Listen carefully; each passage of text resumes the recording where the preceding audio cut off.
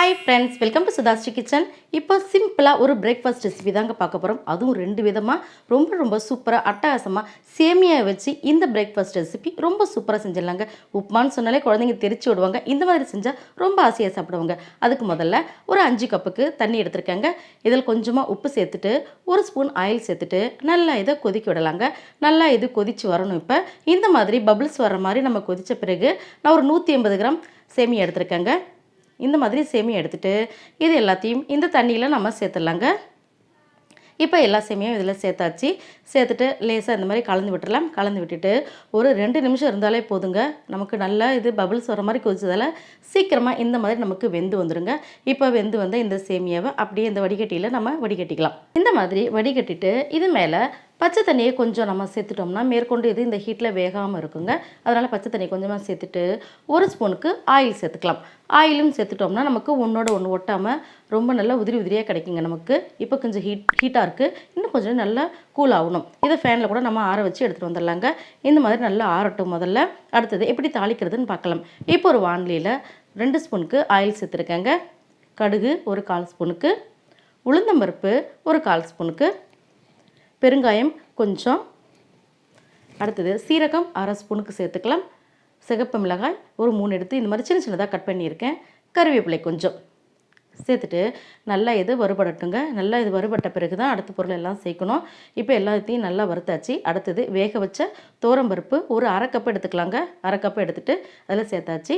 மஞ்சத்தூள் ஒரு 1/4 டேபிள் ஸ்பூனுக்கு ஒரு 1/4 கப்புக்கு தண்ணி சேர்த்துக்கலாம். தண்ணியும் சேர்த்துட்டு நல்லா இந்த மாதிரி கலந்து விட்டுறலாங்க. நல்லா பபிள்ஸ் வர்ற மாதிரி நல்லா கலந்துட்டு இந்த தண்ணி கொஞ்சம் நமக்கு கம்மியாகணும். அந்தளவுக்கு நம்ம இதை சேர்த்துட்டு உப்பு தேவையான அளவுக்கு சேர்த்துக்கலாம். சேர்த்துட்டு நல்லா கலந்து விட்டுறலாங்க. இப்போ நம்ம பருப்பு கூட சேர்த்த இந்த தண்ணியானது ஓரளவுக்கு நல்லா இறுகி வர்ற அளவுக்கு நம்ம நல்லா வதக்கணும். அந்த மாதிரி வதக்கினா தான் நமக்கு இந்த சேமியா வந்து நல்லா உதிரியாக கிடைக்கும். ரொம்ப ஈரப்பதம் இருக்கக்கூடாது. இந்த மாதிரி நல்லா கொதிச்சு வரும்போது பச்சை வாசனைலாம் போக ரொம்ப சூப்பராக இருக்கும் டேஸ்ட்டு. இது ரொம்ப நமக்கு நைட்டில் இந்த டிஃபனாக செஞ்சு சாப்பிட்டா கூட நமக்கு சீக்கிரமாக செமிச்சிடும் நமக்கு.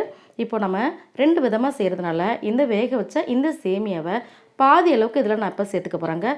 இப்போ பாதி அளவு சேமியாவை இதில் நம்ம சேர்த்தாச்சுங்க. எல்லாத்தையும் சேர்த்து முடிச்சுட்டு இதை அப்படியே நம்ம இப்போ கலந்து விடணும். இப்போ இந்த மாதிரி கலந்து விட்டோம்னா நம்மளுடைய பருப்பு சேமியா ரொம்ப சூப்பராக அட்டகாசமாக ரெடி ஆகிடுங்க. சாப்பிட்றதுக்கு அவ்வளோ டேஸ்ட்டாக இருக்கும்.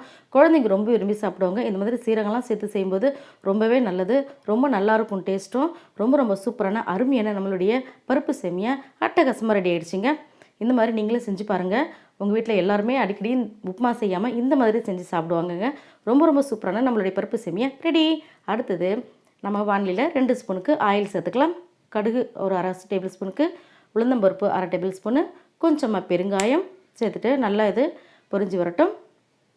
அடுத்தது மிளகாய் வந்து ஒரு 3 எடுத்து சின்னதாக கட் பண்ணியிருக்கேன். கறிவேப்பிலை கொஞ்சம்.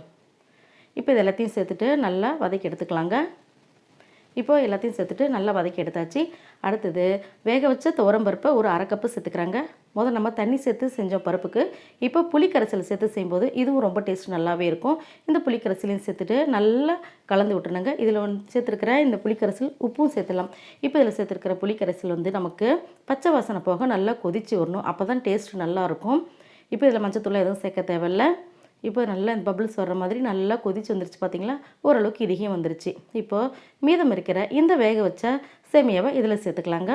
சேர்த்துட்டு நல்லா கலந்து விட்டுக்கலாம். இந்த புளிப்பு டேஸ்ட் இருக்கிற இந்த சேமியாவும் ரொம்ப சூப்பராக அட்டகாசமாக இருக்குங்க. உங்களுக்கு சாப்பிட்றதுக்கு அந்தளவுக்கு ரொம்ப நல்லாயிருக்கும்.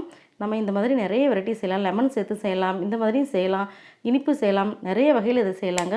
ரொம்ப சூப்பரான நம்மளுடைய 2 வகை சேமியாக்கள் ரெடி.